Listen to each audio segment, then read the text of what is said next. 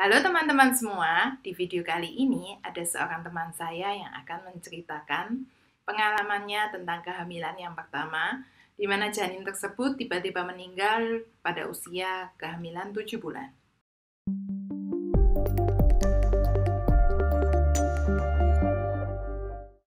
Halo Foni. Hai. Hai. Nah, ini sekarang Foni mau cerita tentang kehamilannya yang pertama. Mm-mm. Bisa tolong diceritain gimana perjalanan kehamilannya? Waktu itu kan aku hamil ya, seneng banget hamil ya kan. Setelah 5 bulan merit, aku hamil. Ya udah, aku karena pertama kali aku hamil, jadi seneng kan. Terus akhirnya waktu jalanin 1 bulan, 2 bulan itu awal-awalnya yang mualnya parah. Terus ya udah aku lewatin aja gitu loh. Yang suami juga support juga ya kan, melayani, namanya juga anak pertama kan. Terus waktu ke dokter pun juga pertanyaannya ke dokter ya, yang aku tanya sih, sehat dok, lengkap dok, terus jantungnya gimana dok. Dokter selalu bilang, oh bagus, ini detak jantungnya juga bagus, gelombangnya juga bagus, terus lengkap juga, ini ada tangannya, matanya juga lengkap, semua kan pasti yang ditanyakan itu kan, soalnya kan takutnya ntar ada yang cacat kayak apa kan, yang ditanyakan itu. Kalau untuk jenis kelamin sih, ya pengen sih tahu jenis kelaminnya apa, laki atau cowok, cowok atau cewek maksudnya, cuma lebih ke kesempurnaan dulu gitu loh. Terus waktu usia kehamilan 7 bulan, udah tahu kan cewek, ya kan, anaknya cewek. Itu tetap aku tanyanya ke dokter cuma gimana dok, lengkap ya? Telinganya ada 2, tangannya, fingernya, aku bilang kayak gitu. Oh lengkap ibu, kayak gini. Terus ya udah, itu seminggu, misalnya aku ceknya minggu kedua ya. Minggu kedua aku cek, selang beberapa hari aku ke mall, jalan ngikutin suamiku kan lagi kerja di mall. Akhirnya aku ikut kan. Terus tiba-tiba waktu suamiku tanya, udah ada gerakan belum? Kan karena 7 bulan kan katanya kan gerakan anak tuh sudah aktif-aktifnya kan. Biasanya sih kehamilanku yang pertama itu anaknya kurang aktif sih memang. Jadi dia cenderung goyang-goyangnya yang banyak tuh cenderung malam. Waktu pas aku santai itu gerakannya cepet. Terus waktu pas ke mall itu kan malam kan, suamiku tanya, udah gerak belum adiknya?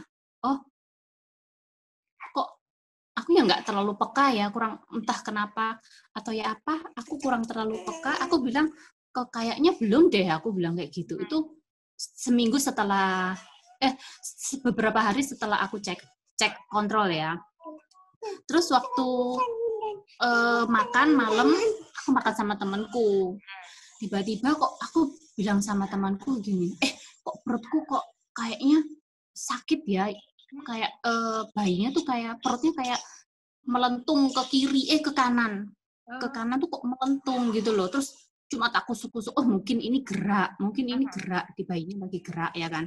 Terus aku kusuk-kusuk, udah kembali normal. Jadi bentuk perutnya itu kan biasanya kan perut bulat, tapi ini lebih ke bulat, terus ini melentung gini loh, melentung gini. Terus aku kusuk, dia normal lagi, bulat lagi. Udah aku biasa aja. Terus aku waktu turun, aku bilang sama suamiku, oh tadi bayinya gerak kok di atas, aku bilang kayak gitu. Ya udah kan, begitu pulang rumah di perjalanan, suamiku tanya, udah gerak lagi belum? Kok belum ya, gak gerak lagi ya, aku bilang kayak gitu. Tapi aku nggak ada pikiran ya kenapa-kenapa gitu loh, paling mungkin lagi gak gerak mungkin gitu loh. Terus waktu pas sampai rumah sekitar jam 10-an, aku minum susu kan, biasa udah kebiasaan jam sekitar minum susu. Suamiku tanya lagi, udah gerak belum? Kok belum ya, aku bilang kayak gitu, kok nggak ada gerakan ya. Terus aku pura-pura ngerilekskan diri, jadi selonjoran kayak gitu-gitu. Dia tanya lagi, udah gerak belum? Kok belum ya Pi ya, aku bilang kayak gitu. Waduh, dari situ aku sudah mulai, waduh kok nggak gerak ya kayak gitu-gitu. Aku langsung telepon Cece, tanya, ini kok bayiku kayak gini ya, aku bilang kayak gitu. Cepetan coba telepon dokter, kayak gitu kan. Langsung aku telepon dokter, malam itu juga aku telepon dokter, dokternya bilang, itu apa namanya, cepat pergi ke rumah sakit dulu, dicek gimana keadaannya gitu kan. Begitu aku sampai rumah sakit, langsung kan masuk ke ruang bersalin. Dari situ dokternya belum ada, cuma ada suster ya kan. Entah suster atau bidan gitu, aku diperiksa pakai yang alat yang pendetak jantung itu. Aku langsung dites, alat pertama dites, kok susternya udah mukanya udah nggak enak gitu loh.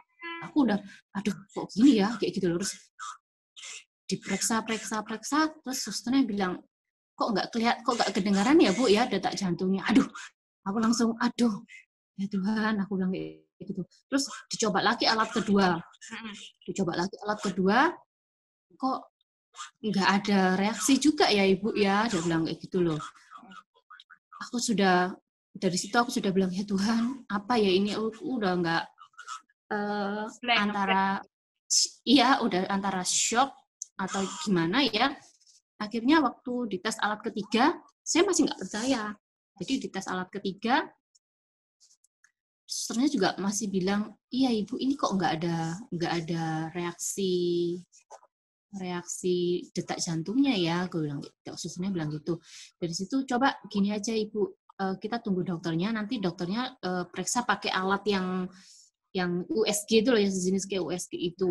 Terus ya udah, kita tunggu sekitar jam 11, jam 12-an kan, saya ke rumah sakit, dokter baru datang sekitar jam 1-an. Begitu diperiksa sama dokternya datang, dokter langsung periksa, pakai alatnya itu, terus dokternya bilang, ini bayinya masih ada, cuma iya Fon, ini kayaknya jantungnya udah nggak berdetak ya. Aku dari situ kayak kesambar petir di malam hari. Sempat nggak percaya, terus saya tanya, loh kenapa Dok? Aku bilang kayak gitu kan. Kan kemarin juga baru kontrol, dokter juga bilang nggak kenapa. Aku bilang kayak gitu. Saya juga selalu waktu kontrol tanyanya juga jantungnya kenapa, nggak apa-apa ya, maksudnya nggak ada yang bermasalah atau apa gitu. Dan itu usia juga sudah 7 bulan kan. Kalau memang ada kelainan kan pasti di awal-awal dokter juga sudah bilang. Dan ini di awal sampai di usia 7 bulan dokter nggak ada bilang apa-apa gitu, nggak ada kelainan kayak ada sedikit apa kan di bagian jantungnya atau apa kayak gitu. Ya dokternya juga cuma bilang, iya Fon, ini saya juga nggak ngerti ya kenapa ya. Dokternya aja bilang kayak gitu. Saya juga nggak ngerti ya Fon, ini kenapa. Mungkin kita harus lihat dulu, harus dilahirkan dulu baru kita bisa tahu entah itu kelilit tali pusar atau gimana gitu kan. Dari situ saya sempat jengkel kan sama dokternya, ini dokter gimana sih kayak gitu ya kan. Pertama pasti bilangnya dokternya ini gimana sih kayak gitu loh, orang dari awal nggak kenapa-napa kok tiba-tiba kayak gini, dan dokternya ngasih penjelasannya cuma saya juga nggak tahu ya Fon ya, ini kok tiba-tiba seperti ini kayak gitu loh. Akhirnya dokternya juga bilang ya udah ini harus dilahirkan secara normal gitu loh. Nah saya kan awalnya kan takut tuh lahiran secara normal, maunya sih awal yang kelahiran ini, awal hamil yang pertama itu memang planning dari awal kita mau sesar gitu karena aku takut gitu loh. Udah start itu sekitar jam 4 aku masuk ruangan bersalin, dikasih obat-obat perangsang dan segala macam sampai dia lahir sekitar jam 6 sore. Dari situ aku langsung tanya, kenapa? Berapa jam dari Pon? Aku dikasih obat pertama itu jam 4 pagi. Terus sampai dia baru lahir tuh sekitar sempat nyerah sih, aku sempat nyerah sampai ya karena nyerahnya tuh karena udah aku perjuanganku seperti itu. Apa yang aku perjuangin itu sudah nggak ada gitu loh ya kan, aku sempat nggak rela itu pun perutku tuh bayi itu nggak mau turun. Waktu aku bilang nggak rela, masih nggak ngerelain itu perutku tuh bayi nggak mau turun ke bawah, tetap di atas, jadi meletung gitu loh. Begitu aku ngerelain, perutnya tuh udah langsung agak dibilang kempes juga nggak kempes, maksudnya lebih ke lebih ke bawah gitu loh. Akhirnya waktu lahir tuh sekitar jam 5:30 sore kalau nggak salah, lupa 5:30 sore, terus aku langsung nanya sama dokternya, ada yang cacat kah? Ada cacat kah itu bayi? Aku bilang kayak gitu kan. Ada cacat atau gimana, atau kelilitan pusar? Enggak ada apa-apa. Kelilitan pusar pun juga enggak gitu loh. Jadi begitu keluar udah nggak ada, si adikku yang lihat katanya sih memang udah agak biru gitu loh, entah mungkin karena sudah nggak ada di perut atau gimana, udah nggak nafas kan di perut kan, agak biru, tapi begitu selesai dimandiin udah normal, nggak biru lagi gitu loh, udah biasa gitu.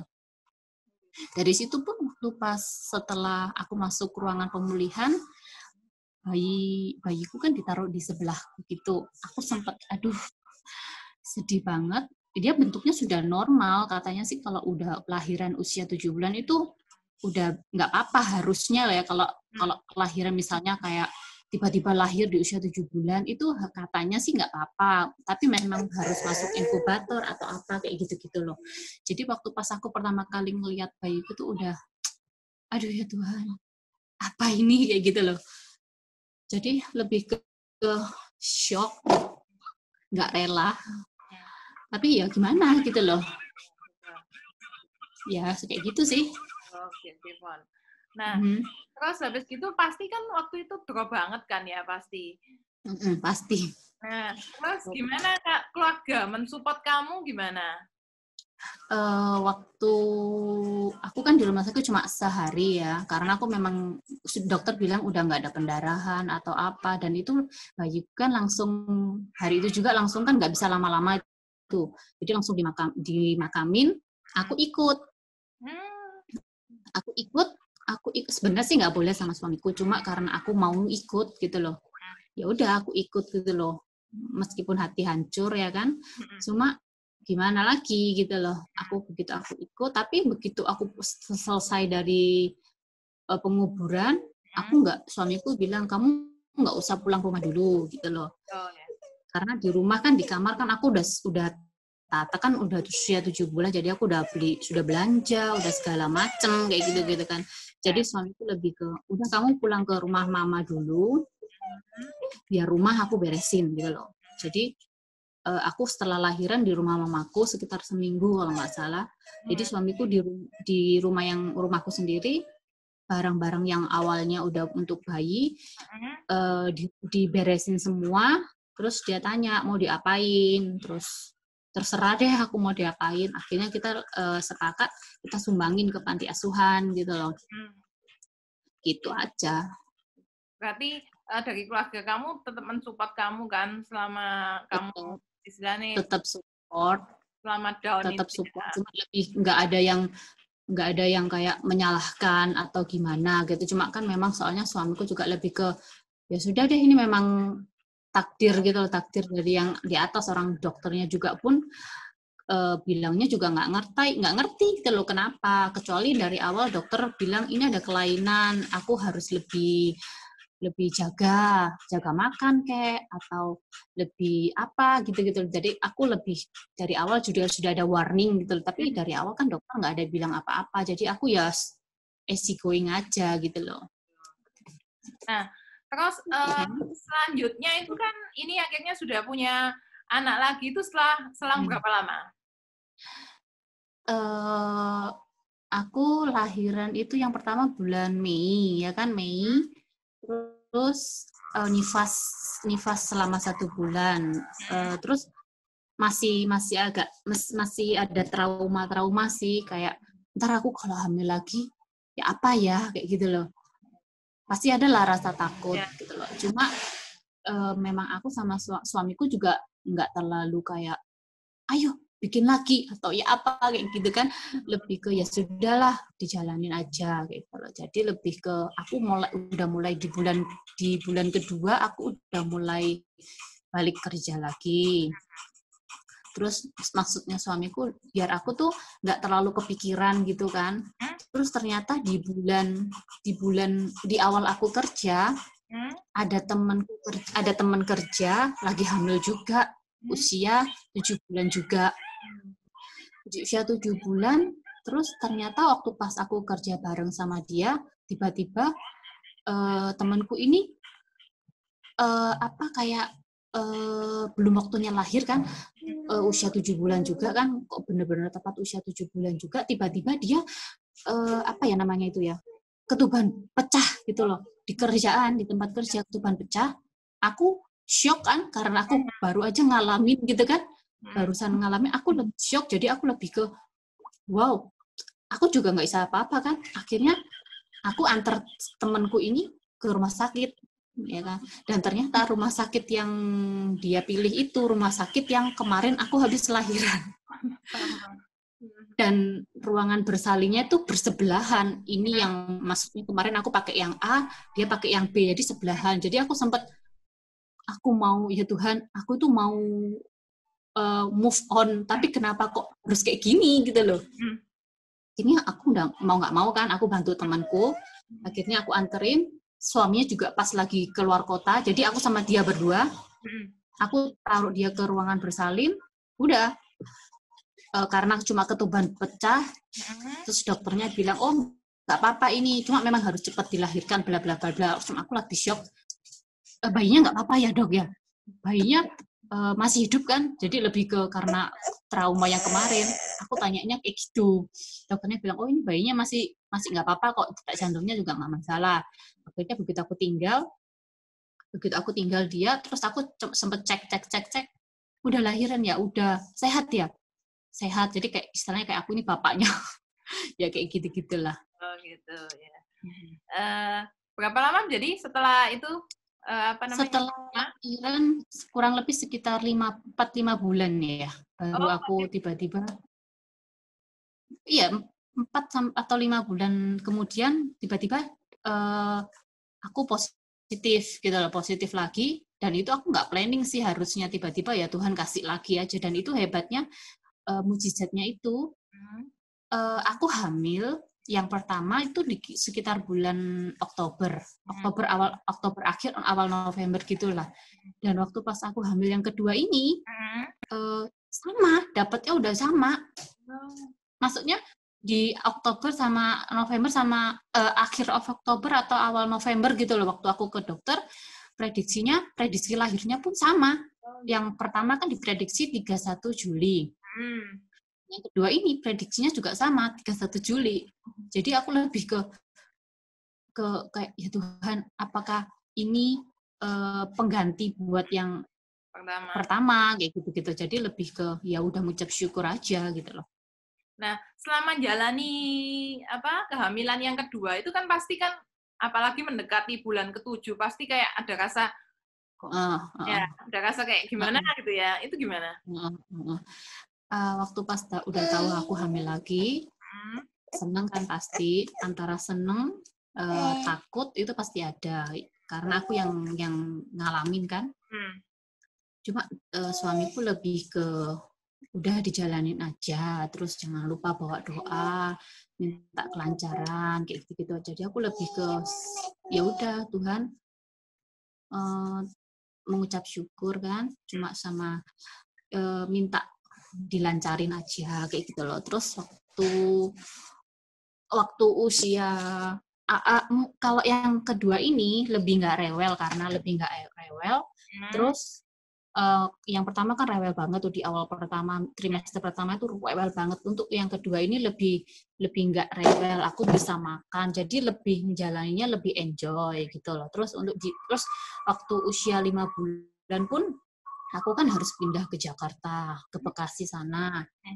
Di sana pun aku lebih ada yang waktu awal dulu kan aku kan nggak di rumah kan sendirian, nggak ada yang ngeramut, nggak ada yang jagain, suamiku pun kerja.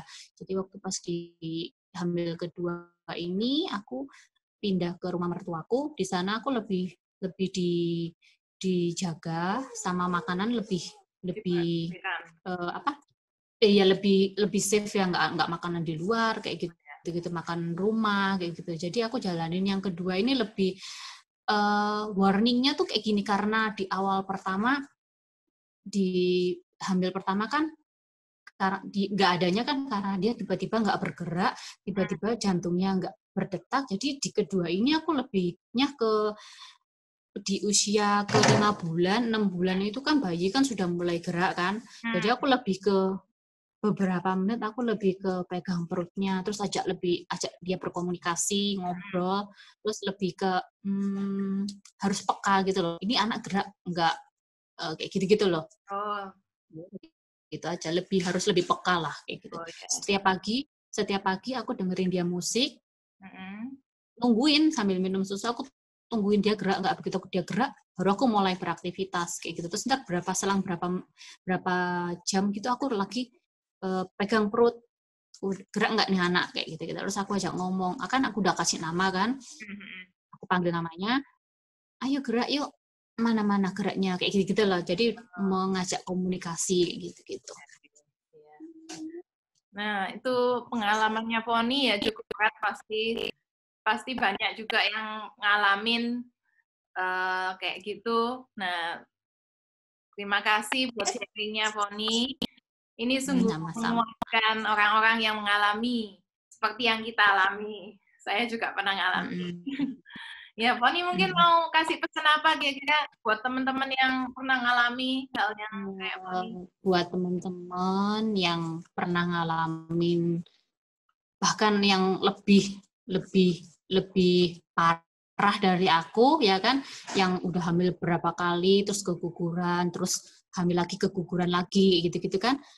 Banyak bersyukur aja sama doa, cuma gitu sih. Aku kayak lebih berserah ya, kalau soalnya semua yang ngatur kan yang di atas, cuma kita harus lebih kuat, kita nggak boleh terpuruk karena rencana Tuhan itu yang terbaik. Tuhan nggak mungkin kasih kita kayak cobaan yang melebihin kekuatan kita gitu loh. Jadi ya lebih ke gitu sih. Iya, Fon, makasih loh, Fon. Thank you. Terima kasih semuanya sudah melihat video ini sampai akhir. Dan semoga apa yang kami bahas dalam video ini bisa berguna bagi kita semua. Bagi Anda yang mempunyai pertanyaan tentang pembahasan dalam video ini, atau kritik dan saran bagi channel kami, Anda dapat mengetikkannya di kolom komentar. Sampai ketemu lagi di video berikutnya, dan terima kasih sudah mampir di channel Hey Life, Heno, Debbie, dan kehidupan orang-orang di sekitar kami.